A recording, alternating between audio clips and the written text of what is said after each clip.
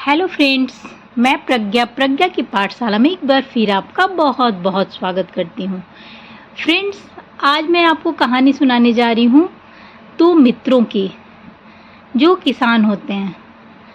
Friends, हमें कभी भी किसी को धोखा नहीं देना चाहिए, किसी के साथ कभी कोई चाल नहीं चलनी चाहिए, चाहे वह हमारे परिवार वाले हों, चाहे वह हमारे सगे संबंधी हों, चाहे हमारे मित्र हों, चाहे कोई अनजान ही क्यों ना हो। हम जो चाल चलते हैं या किसी के साथ धोखाबाजी करते हैं, हो सकता है कि हम थोड़ी देर के लिए उसमें जीत हासिल कर लें, पर कभी न कभी हमें उस चाल में खुद भी फंसना पड़ता है, उस धोखे में खुद भी पड़ना पड़ता है। तो इसलिए हमें हमेशा अपने विचार शुद्ध रखने चाहिए, अपने स्वभाव को सरल नरम रखना चाहिए और कभी किसी को धोखा नहीं देना चाहिए। तो चलिए बिना विलंब की कहानी को शुरू करते हैं। बात उन दिनों की है जब एक किसान अपने खेतों के लिए पानी की तलाश में था। उसने पड़ोसी किसान से एक कुआं खरीद लिया। अगले दिन जब वह उस कुएं से पानी निकाल रहा था, तब उसका पड़ोसी किसान उस कुएं से पानी निकालने से उसे मना कर दिया।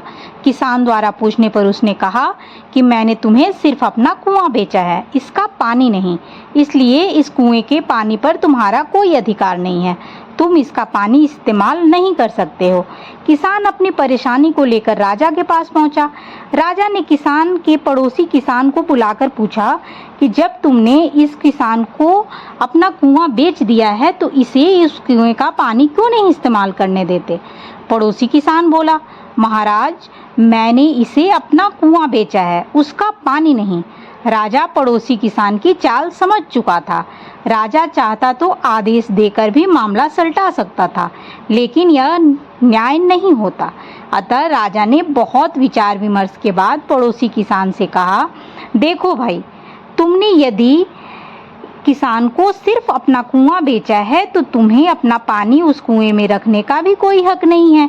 यदि तुम उसमें अपना पानी रखोगे तो तुम्हें उसका किराया देना पड़ेगा, अन्यथा तुम उस कुएं से पानी निकाल लो।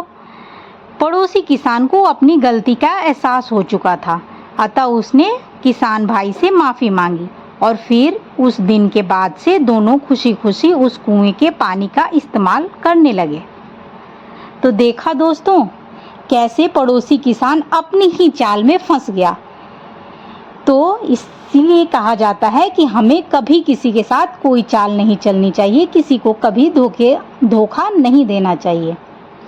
तो दोस्तों, आपको यह कहानी कैसी लगी आप कमेंट सेक्शन में ज़रूर बताइएगा, और कहानी पसंद आए तो मेरे चैनल को सब्सक्राइब कर दीजिएगा और लाइक बटन प्रेस कर दीजिएगा। फिर मिलेंगे एक नई और इंटरेस्टिंग कहानी के साथ। तब तक के लिए अपना और अपनों का ख्याल रखिएगा। Take care, good bye.